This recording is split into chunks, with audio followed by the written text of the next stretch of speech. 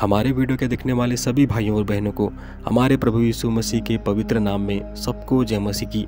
आप सभी का स्वागत है हमारे इस चैनल में एक नए वीडियो पे। तो मेरे प्रियो, जैसा कि हम इंसान धरती पे रहते हैं, हमारे जीवन में बहुत सारी ऐसी घटनाएं होती हैं जिनका जवाब हमारे पास नहीं होता और उन जवाबों को ढूंढने के लिए हम बहुत सारी चीज़ें करते हैं, लेकिन हमारे हाथ में केवल निराशाएं और तकलीफ़ें ही हासिल होती हैं। वैसे मेरे प्रियो, आज धरती पे जितने इंसान हैं सभी के साथ एक घटना सामान्य घटती है। उस घटना का नाम है स्वप्न। आप अपने जीवन में जब तक जीवित हैं, आपके जीवन में हर एक दिन हर एक स्वप्न आता है और स्वप्न ही आने वाले समय को डिसाइड करते हैं। क्योंकि मेरे प्रियो, बाइबल में बहुत सारी घटनाएं ऐसी हुई हैं जिसका सीधा लिंक सपनों से होता है और सपनों के द्वारा ही आने वाले समय के बारे में बताया जाता है, चाहे वह स्वप्न परमेश्वर की ओर से हो या वो स्वप्न शैतान की ओर से हो। क्योंकि दो ताकतें हर एक इंसान को कंट्रोल करती है और उन्हीं ताकतों के द्वारा आज लोग चल पा रहे हैं। जितना अधिक हमारा संसारिक जीवन रियल है, उससे कहीं अधिक हमारा आत्मिक जीवन रियल है। और आज बहुत सारे लोगों का यह सवाल है कि जब हम बाइबल पढ़ते हैं और प्रार्थनाएं करते हैं तो हमारे जीवन में स्वप्नों के द्वारा सांप अटैक करते हैं, हमें सांप दिखाई देते हैं और बहुत सारी घटनाएं हमारे जीवन में होती है। तो क्या ये सारी घटनाएं परमेश्वर की ओर से होती है या फिर शैतान की ओर से? तो मैं वीडियो के देखने वाले सभी भाइयों और बहनों को यही बताना चाहूँगा कि सांपों का दिखाई देना परमेश्वर की ओर से नहीं है, ये पूरी तरह पर ये शैतान की ओर से है। इसके बारे में जब आप मत्ती रचित सुसमाचार 13 अध्याय के आगे पढ़ेंगे तो वहाँ लिखा है, यीशु ने उन्हें एक और दृष्टांत दिया, स्वर्ग का राज्य उस मनुष्य के समान है जिसने अपने खेत में अच्छा बीज बोया, पर जब लोग सो रहे थे तो उसका शत्रु आकर गेहूं के बीज जंगली बीज बोकर चला गया। जब अंकुरें निकले और बाल लगी तो जंगली के दाने के पौधे भी दिखाई दिए। इस पर गृहस्थ के दासों ने आकर उससे कहा, हे स्वामी, क्या तूने अपने खेत में अच्छा बीज न बोया था? फिर जंगली दाने के पौधे उसमें कहाँ से आए? उसने उनसे कहा, यह किसी शत्रु का काम है। तो जैसा कि मेरे प्रियो आपने इस वचन में सुना, इस वचन में लिखा है जंगली बीज का दृष्टांत स्वर्ग का राज्य उस मनुष्य के समान है जिसने अपने खेत में अच्छा बीज बोया। जब आप प्रार्थनाएं करते हैं, आप वचन पढ़ते हैं, तो आप अपने जीवन में अच्छे बीजों को बोते हैं और वह बीज आगे बढ़कर फलों को लेके आती है। आपके जीवन में आपके बहुत सारे काम बनने लगते हैं, आपके संसारिक जीवन में और आत्मिक जीवन में उन्नति होने लगती है। तो यहीं पर हमारे जीवन में एक घटना होती है।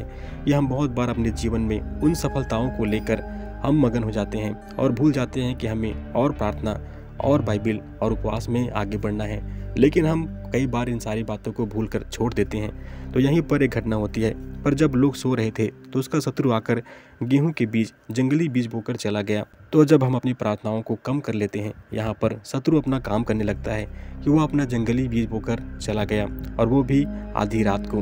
तो जब आप आधी रात को आप अपने सपनों में सांपों को देखते हैं, तो वह सांप कोई और नहीं बल्कि शैतान है। और शैतान आपके जीवन में कार्य करना चाहता है।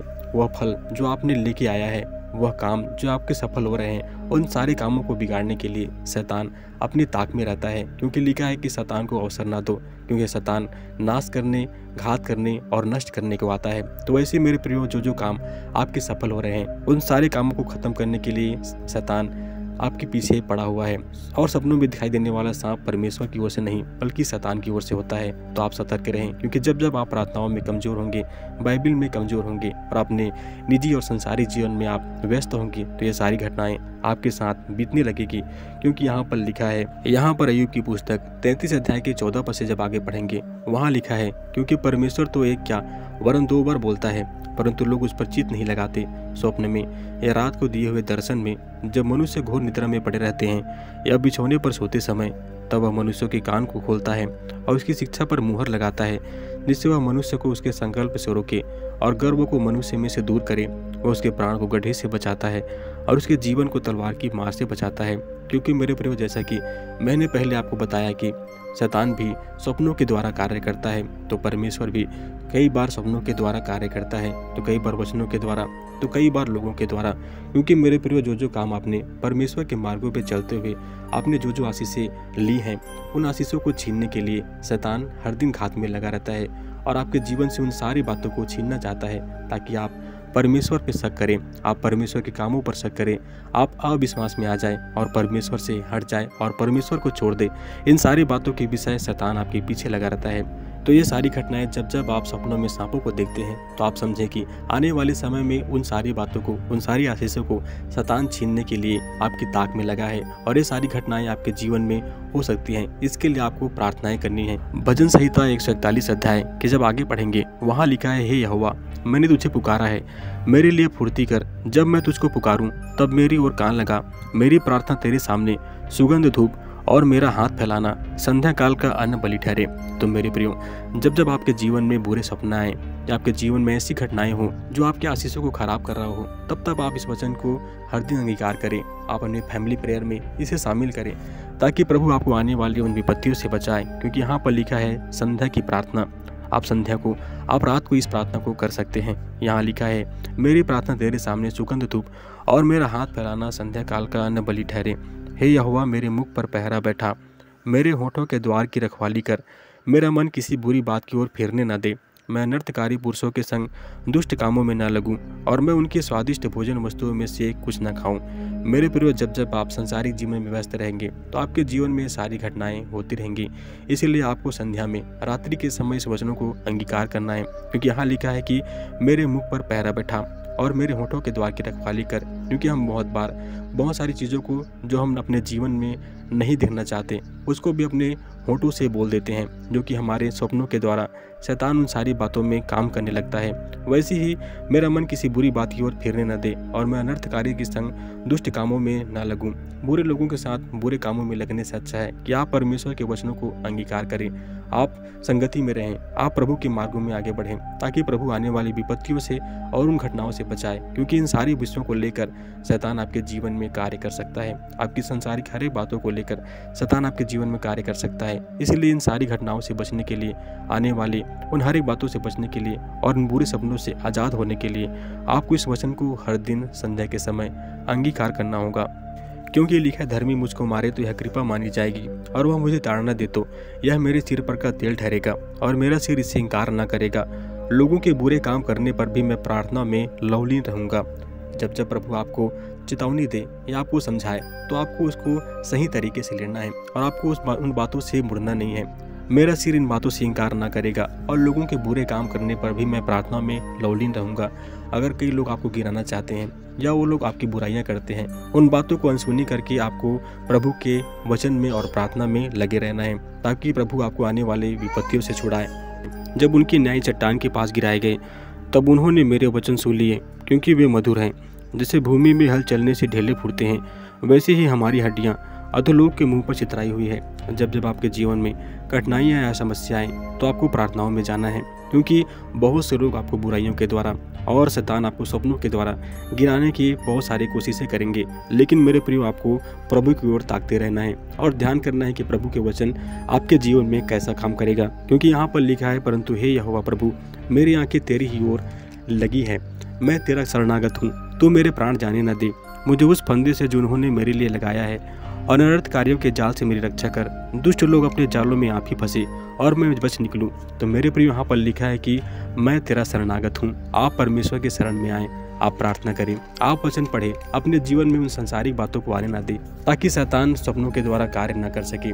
लिखा है, व्यर्थ बातों की बहुतायत के कारण सपनों की अधिकता होती है। मेरे प्रियो, आप व्यर्थ बातों पर ध्यान न दें, क्योंकि आपके जीवन में बहुत सारी बातें बाहर की ओर से आती हैं और वही बातें आपके जीवन में एक बीज बन जाती हैं और बीज आपके जीवन में बढ़ने लगता है, जो कि फलों को लेके आता है। इसलिए जब जब आपको बुरे सपने सताए या बुरे लोगों का प्रभाव आपके जीवन में पड़े और आपके काम बिगड़ने लगे, तब तब आपको परमेश्वर के शरण में आना है और आपको प्रार्थनाएं और वचन पढ़ना है ताकि परमेश्वर आपसे बात कर सके। क्योंकि यहाँ पर लिखा है, तू मेरे प्राण जाने न दे। और आने वाले फंदों से बचने के लिए आपको परमेश्वर से प्रार्थना करना है, मुझे उस फंदे से बचा जो उन्होंने मेरे लिए लगाया है। क्योंकि मेरे प्रियो, परमेश्वर आपको बचाना चाहता है, लेकिन शैतान आपको घात करना, नष्ट करना और परमेश्वर से दूर करना चाहता है ताकि आप परमेश्वर की बातों पे ना चल सके, आप अनंत जीवन में प्रवेश ना कर सके, आप बहुत बातों को छोड़कर यहीं रह जाए और आपके जीवन में कठिनाइयाँ बढ़े और आप परमेश्वर से दूर हो जाए और आप शैतानों की बातों को मानने लगे। इसी कारण से परमेश्वर भी स्वप्नों के द्वारा बातें करता है और शैतान भी स्वप्नों के द्वारा बातें करता है। और जब जब आपके जीवन में ऐसी घटनाएं होती हैं, तब तब आपको इस वचनों को याद करना है और इस वचनों के अनुसार आपको प्रार्थनाएं करनी है। क्योंकि मेरे प्रियो, यहाँ पर लिखा है कि मुझे उस फंदे से जो उन्होंने मेरे लिए लगाया है और अनर्थकारियों के जाल से मेरी रक्षा कर। दुष्ट लोग अपने जालों में आप ही फंसे और मैं बच निकलूं। जब जब आप इन प्रार्थनाओं को करेंगे, अंगीकार करेंगे, तब तक परमेश्वर के फेवर को, परमेश्वर के हाथ को आप अपने जीवन में देखेंगे, क्योंकि प्रभु हमारा सहायक है, प्रभु हमारा बचाने वाला है, हमारा रक्षक है। तो मेरे प्रियो, कई घटनाएं ऐसी हमारे जीवन में घटती हैं जिनका जवाब हमें बाइबल से मिलेगा। तो आप बाइबल के 141 अध्याय भजन संहिता को अंगीकार करके आने वाले हर एक बुरे सपनों से आप बच सकते हैं। क्योंकि मेरे प्रियो, जब जब आप बाइबल पढ़ के, प्रार्थना करके, वचनों को अंगीकार करके सोएंगे, तो दुष्ट का प्रभाव आपके जीवन में नहीं होगा और उन सारी फंदों से प्रभु आपको बाहर निकाल लेगा। यहाँ पर वचन में आगे लिखा है, सहायता के लिए प्रार्थना। मैं यहोवा की दुहाई देता, मैं यहोवा से गिड़गिड़ाता हूँ, मैं अपने शोक की बातें उससे खोलकर कहता हूँ, मैं अपना संकट उसके आगे प्रकट करता हूँ। जब मेरी आत्मा भीतर से व्याकुल हो रही थी, तब तू मेरी दशा को जानता था। जिस रास्ते से मैं जाने वाला था, उसी में उन्होंने मेरे लिए फंदा लगाया। मैंने दाहिनी ओर देखा, परंतु कोई मुझे नहीं देखता। मेरे लिए शरण कहीं नहीं रही, न मुझको कोई पूछता है। हे यहोवा, मैंने तेरी दुहाई दी है। मैंने कहा, तू मेरा शरण स्थान है, मेरे जीते जी तू मेरा भाग है। मेरे चिल्लाहट को ध्यान देकर सुन, क्योंकि मेरी बड़ी दुर्दशा हो गई है। जो मेरे पीछे पड़े हैं, उनसे मुझे बचा ले, क्योंकि वे मुझसे अधिक सामर्थी हैं। मुझको बंदी गृह से निकाल कि मैं तेरे नाम का धन्यवाद करूं। धर्मी लोग मेरे चारों ओर आएंगे, क्योंकि तू मेरा उपकार करेगा।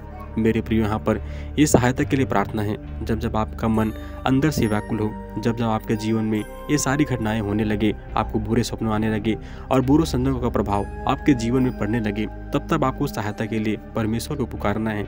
जब आप भजन संहिता 141 अध्याय और भजन संहिता 142 अध्याय के आगे पढ़ेंगे, तो ये सारी घटनाएं आपके जीवन में खत्म होने लगेंगी।